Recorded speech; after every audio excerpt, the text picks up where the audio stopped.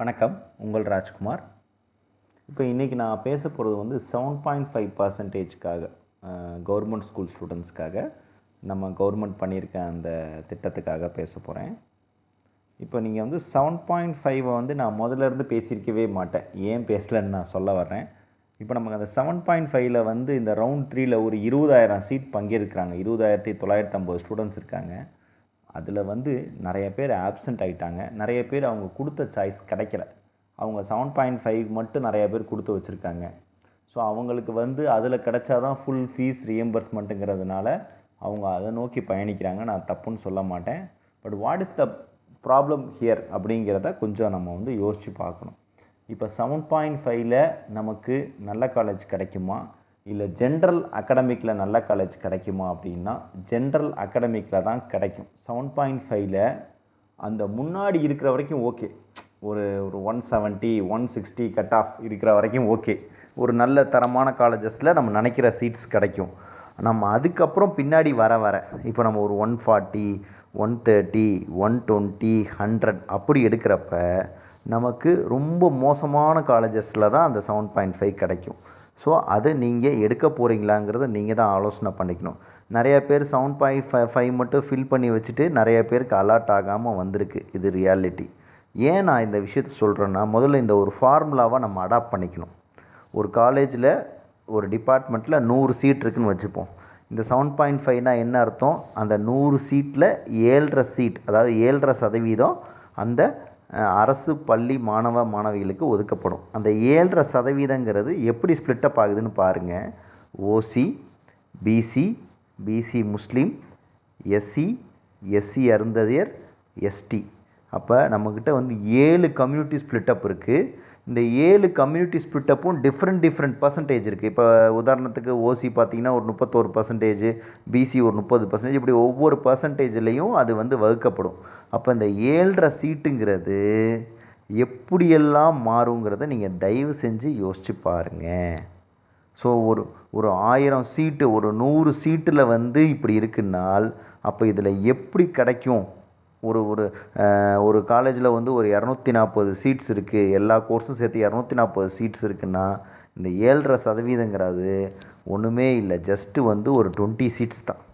22 சீட்ஸை அங்கே ஒன்று இங்கே ஒன்று பிரியும். அப்போ நமக்கு தேவையான கோர்ஸும் கிடையாது. It is automatically picked by computer. இப்போ கம்ப்யூட்டர் பிக் பண்ணி அங்கங்கே வச்சிரும். ஸோ ஒரு ரேண்டம் ஒரு ஃபார்முலா, ப்ராபபிலிட்டி ஃபார்முலா மாதிரி தான். ஸோ ஈசியில் ஒரு 39 சீட் சப்மிட் பண்ணியிருப்பாங்க. 60 சீட் இருக்கும், 39 சப்மிட் பண்ணியிருப்பாங்க. அதே மாதிரி ட்ரிபிள்இயில் ஒரு 30 சீட் இருக்கும், 21 சீட் சப்மிட் பண்ணியிருப்பாங்க. ஸோ இது மாதிரி ஒவ்வொரு காலேஜும் 60 சீட் இருக்கும், 30 சீட் இருக்கும், 45 சீட் இருக்கும். அதை சப்மிட் பண்ணும்போது அதில் 7.5%ங்கிறப்ப நீங்கள் அதை யோசித்து பார்த்துக்கோங்க. அந்த ஃபார்முலா யோசித்து பார்த்தீங்கன்னா அது ரொம்ப கஷ்டமாக இருக்கும். ஸோ நல்ல மார்க் எடுத்து முன்னாடியே இருந்தால் அது காலியாயிரும். அப்போ நீங்கள் அடுத்தடுத்து காலேஜஸில் இப்போ ஒரு 240 சீட் இருக்க காலேஜில் ஜஸ்ட்டு 20 சீட்டு தான் இருக்கும். அந்த 20 சீட்டுமே வேறு கம்யூனிட்டியில் இருக்கும். 7 கம்யூனிட்டி நம்ம வச்சுருக்கோம். 7 கம்யூனிட்டிக்கு ஸ்ப்ளிட்டப் ஆகும். ரைட். இப்போ நீங்கள் நெக்ஸ்ட்டு வந்து அடுத்தடுத்து காலேஜஸும் அதே மாதிரி அதில் விருப்பமான கோர்ஸும் உங்கள் கம்யூனிட்டியில் அதில் கிடைக்கிறது கஷ்டம். நீங்கள் ஈஸி எதிர்பார்த்துட்ருப்பீங்க, மெக்கானிக்கல் கிடைக்கும். அதே மாதிரி நீங்கள் வந்து நெக்ஸ்ட்டு காலேஜ் பார்க்கலான்னு பார்ப்பீங்க, அந்த காலேஜ் உங்களுக்கு பிடிக்காத மாதிரி இருக்கும், அந்த காலேஜில் ஃபெசிலிட்டிஸ் சரியில்லாமல் இருக்கும், அந்த காலேஜில் உங்களுக்கு ஈஸி இருக்கிற மாதிரி இருக்கும். இதுதான் கிரவுண்ட் ரியாலிட்டி. ஸோ 7.5 ஸ்டூடெண்ட்ஸ் வந்து எப்பயுமே வந்து இந்த மிஸ்டேக் வந்து ஒன்லி 7.5 மட்டும் கொடுத்துட்ருக்கக்கூடாது. நீங்கள் வந்து கவர்மெண்ட் கவுன்சிலிங், அதாவது ஜென்ரல் அகாடமிக் கவுன்சிலிங்லேயும் கொடுத்து வச்சுக்கணும். அப்போ தான் வந்து உங்களுக்கு ஈஸியான ஒரு நல்ல வாய்ப்புகள் வந்து கிடைக்கும். ரைட்.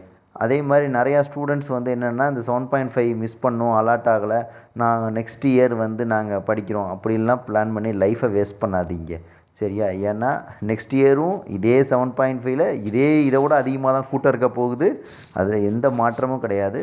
ஒரு நல்ல சிறந்த கல்லூரியில் அவங்க கொடுக்குற கோர்ஸை கம்மியான ஃபீஸில் படிக்க பாருங்கள். நிறையா கல்லூரிகள் இருக்காங்க, நல்ல கல்லூரிகள் வந்து கம்மியான ஃபீஸில் ப்ரொவைட் பண்ணுறதுக்கு ரெடியாக இருக்காங்க. அப்படி போய் படிக்க பாருங்கள். தயவு செஞ்சு 7.5 ஸ்டூடெண்ட்ஸ் இந்த வருஷம் வந்து நல்ல காலேஜ் எனக்கு கிடைக்கல, நல்ல கோர்ஸ் கிடைக்கல, அடுத்த வருஷம் கிடச்சிரும்னா அடுத்த வருஷம் நிச்சயமாக கிடைக்காது. ஏன் அப்படி கிடைக்காதுன்னா இன்னும் அரசு பள்ளிகள் மாணவர்கள் இன்னும் தான் அதிகம் அப்ளை பண்ணுவாங்க. அப்போ இதோட மார்க் இன்னும் எடுத்தாங்கன்னா திருப்பி போன வருஷம் இந்த வருஷம் கிடச்சதே உங்களுக்கு போன வருஷம் கிடைக்காது. ஏன்னா உங்கள் மார்க்கு மாறப்போகிறது கிடையாது. நீங்கள் 140 கட் ஆஃப்னா 140 தான் கட் ஆஃப், 160னா 160 தான். இம்ப்ரூவ்மெண்ட்டெல்லாம் எடுத்துட்டாங்க, 2006, 5ஓடையே இம்ப்ரூவ்மெண்ட் ஸ்கீம்லாம் எடுத்துட்டாங்க. ஸோ அதனால் இதே மார்க்கோட திருப்பி நீங்கள் எத்தனை வருஷம் கழித்து அட்டன் பண்ணாலும் ஒன்றுமே செய்ய முடியாது, அதில் ஒன்றுமே கிடைக்காது. ஸோ அதனால் அந்த மாதிரி விஷயங்கள் ட்ரை பண்ணாதீங்க 7.5 ஸ்டூடெண்ட்ஸ். உங்களுக்கு கவர்மெண்ட்டு இதில் வந்து ஒரு நல்ல காலேஜ் அலாட் ஆயிருச்சுன்னா போய் படிங்க, அந்த 7.5ல் போய் படிங்க. சந்தோஷமாக வந்து அந்த ஸ்டடீஸை கேரி பண்ணுங்கள். ஹாஸ்டல்லேருந்து டியூஷன் ஃபீஸ்லேருந்து எல்லாமே கவர்மெண்ட் கொடுத்துரும். ஒருவேளை உங்களுக்கு விருப்பம் இல்லை, அந்த கல்லூரி விருப்பம் இல்லைன்னா தயவு செஞ்சு நீங்கள் மேனேஜ்மெண்ட்டில் நிர்வாக ஒதுக்கீட்டில் வேறு கல்லூரியில் நல்ல உங்கள் மார்க்குக்கான ஓரளவுக்கு ஃபீஸ் கட்டுற மாதிரி கல்லூரியை பார்த்து, ஒரு பேசிக் ஃபெசிலிட்டிஸ் இருக்க மாதிரி கல்லூரி பார்த்து சேருங்க. தயவு செஞ்சு 1 இயர் வேஸ்ட் பண்ணிடாதீங்க. இதை நான் எதுக்கு இந்த பதிவாக போடுறேன் அப்படின்னா, 7.5 ஸ்டூடெண்ட்ஸ் வந்து நமக்கு அந்த கவர்மெண்ட் கோட்டாலே கிடச்சிரும்னு நம்பிட்டு இருக்கீங்க. அப்படி அந்த கவர்மெண்ட் கோட்டாவில் இவ்வளவு பிரச்சனைகள் இருக்குங்கிறத பார்த்துக்கங்க. இது இந்த வருஷம் ஸ்டூடெண்ட்ஸுக்கு மட்டும் இல்லை, அடுத்த வருஷம் ஸ்டூடெண்ட்ஸ்க்கு இதே தான். 7.5னா என்ன நினச்சிட்றாங்க, எப்படியாச்சும் அதில் வந்து 7.5ல் வந்து யாராச்சும் எடுத்து கொடுத்துருவாங்க நமக்கு, ஏஜென்சி இது இந்த காலேஜில் இதை எடுத்து கொடுத்துடலாம். அப்படிலாம் எடுத்தெல்லாம் யாரும் கொடுக்க முடியாது. It is an automatic process, ஒரு ப்ராபபிலிட்டி அண்ட் ரேண்டம் ப்ராசஸ் மாதிரி தான் வந்து இது நடக்கும், அது நடக்கும். அப்படி தானே தவிர அந்த ஒரு 60 சீட் இருக்குன்னா 60 சீட்டு இந்த இசியில் இருக்குன்னா 39 சீட்டு மேனேஜ்மெண்ட், 65% வந்து கவுன்சிலிங் சப்மிட் பண்ணுவாங்க. மீதி 21 சீட்ஸ் மேனேஜ்மெண்ட் வச்சுப்பாங்க. அந்த 39 சீட்டில் தான் 7.5%. ஸோ அப்படியே அது கால்குலேட் ஆகும். இப்படி தான் ஒவ்வொரு டிபார்ட்மெண்ட்டும் கால்குலேட் ஆகி நமக்கு வரும். ஸோ அதனால் அதில் எந்தெந்த கம்யூனிட்டிக்கு போகிறது எதுவுமே நம்ம டெசிஷன் கிடையாது. ஸோ அதனால் யாரும் உங்களுக்கு எடுத்தெல்லாம் தர முடியாது அந்த சீட்டை. அதை அப்ளை தான் பண்ண முடியும், கிடச்சா நம்ம எடுத்துக்க வேண்டியது தான். ஓகே, கிளியராக இருக்குதுன்னு நினைக்கிறேன் நான் பேசுனது. இப்போன்னு கிடையாது, கவர்மெண்ட் ஸ்கூல் ஸ்டூடெண்ட்ஸு இந்த வீடியோ பார்த்துட்டு உங்களோட ஜூனியர்ஸ்க்கும் சொல்லுங்கள், வெளியில் இருக்கவங்களுக்கும் சொல்லுங்கள். 7.5 வந்துட்டால் 7.5 நம்ம வந்து ஒரு மார்க் ஒரு 150 140 மார்க் எடுத்துகிட்டா 7.5 எடுத்துகிட்டா நம்ம நல்ல காலேஜெல்லாம் கிடைக்கும்னு கிடையாது. ஒரு 180 190 எடுக்கிறீங்கன்னால் உங்களுக்கு நல்ல சிறப்பான காலேஜஸ், ஒரு பிஎஸ்ஜியோ அந்த மாதிரி கிடைக்கிற வாய்ப்புகள் இருக்குது. 7.5லேயே நம்ம வந்து நார்மல் ஒரு 130 120 மார்க் எடுத்திருந்தோம்னா அதை வச்சு நம்ம பெரிய லெவலுக்கு போக முடியாது. அதை நீங்கள் நல்லா அனலைஸ் பண்ணிக்கோங்க. இப்பயும் சொல்கிறேன், அந்த 7.5 எடுத்துருக்கிறவங்க காலேஜ் எதுவும் கிடைக்கலனால் நீங்கள் மனம் தளராதீங்க. Next year படிச்சுக்கலாம்னு நினைக்கிறாதீங்க. இந்த வருஷமே ஒரு நல்ல காலேஜாக பார்த்து ஒரு கோர்ஸை சேருங்க. தேங்க்யூ.